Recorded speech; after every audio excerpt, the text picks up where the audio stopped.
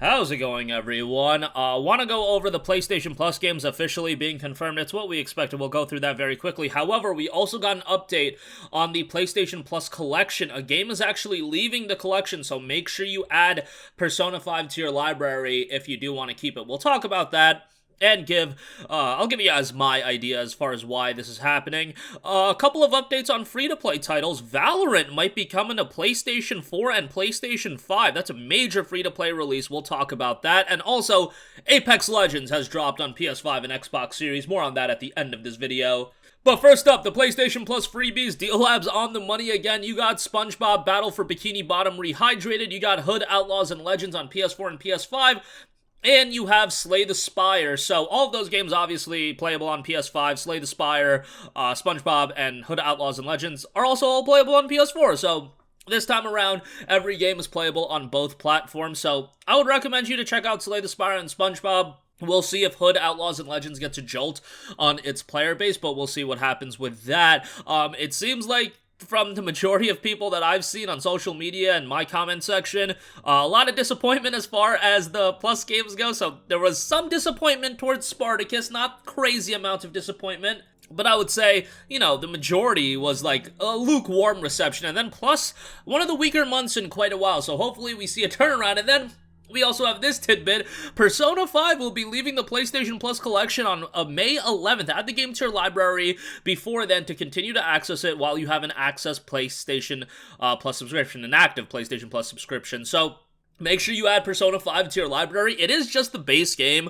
If you're going into Persona 5 in the year 2022, I would recommend you to probably get Persona 5 Royal, but obviously Persona 5 Royal is not available in the PlayStation Plus collection, so, it's not free, and it still goes for like $25 to $30 even on sale, so it's still a nice addition to have in your library. Hopefully they add games to the PS Plus collection. I actually want to know how things are going to shake out as far as now you have the PS Plus collection. You're going to have the game library that's in that $15 a month tier, or however expensive, $12.99, $15, whatever it is.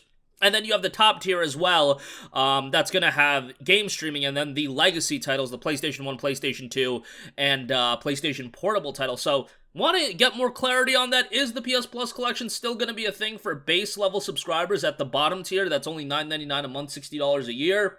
I imagine that would be the case, and then when you get the mid-tier, you get the access to whatever they said, 400 games or something like that, so we'll see how all of that shakes out, and hopefully they do expand the PlayStation Plus collection, the Instant Game Collection. That is available on PlayStation 5, so that should be noted. And it's actually a nice, bevy of games. If you didn't play a lot of games on the PlayStation 4, maybe you were an Xbox guy last generation and you jumped on over to PlayStation this generation, it's a nice introduction to a lot of different PlayStation IPs.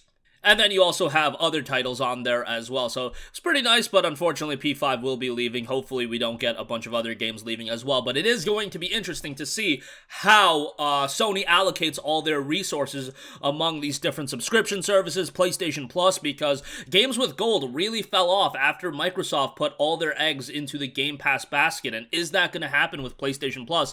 That remains to be seen, but we should figure out within the next 6 to 9 months. Alright, moving on from that, Riot looks to be gearing up for a Valorant console release. Valorant PS5 and PS4 versions are seemingly in the works if data mine information and a new job description is anything to go by, as noted on PlayStation Lifestyle. Over on the Valorant News and Leaks Twitter account, console release for Valorant might be closer than actually expected. These strings were added to the files today. Connection to PSN has been lost and connection to Xbox Live has been lost. So that is pretty notable news.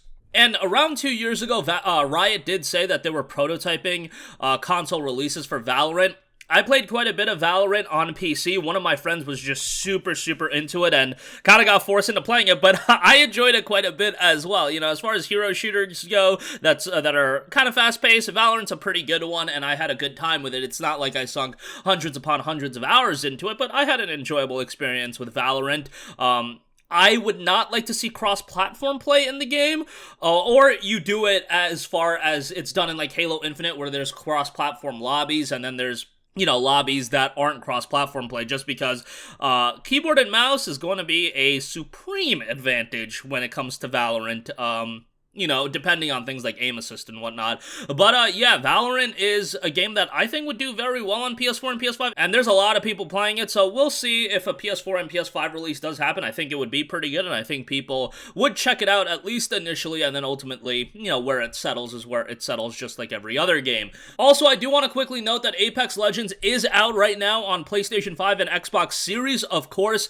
This is one of the Battle Royale games that really looked like it was going to be a contender against Fortnite for a little bit. When it initially came out, it had a crazy amount of buzz and a lot of people were checking it out. Unfortunately, you know, sometimes it's just hard to sustain that level of interest, and with Apex Legends, it didn't sustain that level of interest, but it's still a game a ton of people play, a ton of people check out, so that is pretty cool. It does note improvements over backward compatible versions, 4K output, full 60Hz gameplay, HDR, higher resolution shadow maps, greater LOD distances as well. PlayStation 5 owners, they have instructions on how to get it. They also have it on Xbox, and you'll have it with smart delivery. For PS5, navigate to the Game Hub for Apex Legends on the PS5 dashboard, press the options button, and press select version, and choose the PlayStation 5 version to download the updated next-gen version. Once the download is complete, navigate to the game library, and obviously delete the PlayStation 4 version. But again, good for Respawn. You know, Respawn was a studio that kind of got done dirty when they had to put out Titanfall 2 right by a billion other first-person shooters, and it really went to the wayside, and didn't do that well commercially, but it was a pretty well-received game, and Apex Legends was a game that really hit home, and has been a successful release. Again, even if it didn't sustain that level of popularity it initially had, that's just going to be very difficult to do for the majority of games, overwhelmingly majority of games.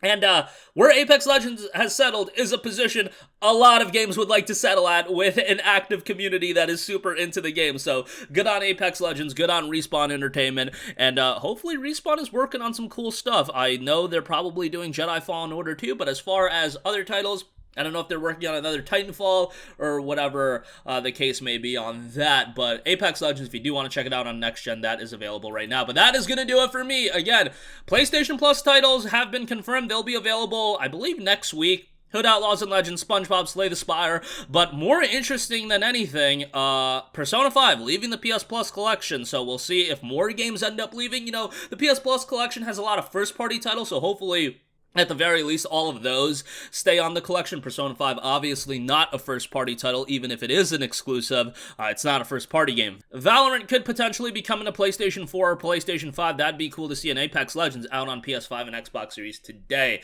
That's going to do it for me. Sound off with all of your thoughts in the comment section down below. Thank you for watching, and goodbye. Hey guys, we hope you enjoyed the video, and if you did, make sure to hit the subscribe button, and if you're already subscribed, do us a favor and hit the bell icon. This way you'll be notified whenever we post a new video. That's the best way to keep up with all of our uploads, and we usually try to upload 2 videos a day. And with the bell icon hit, you'll be notified whenever we do upload a video. As always, thanks for watching.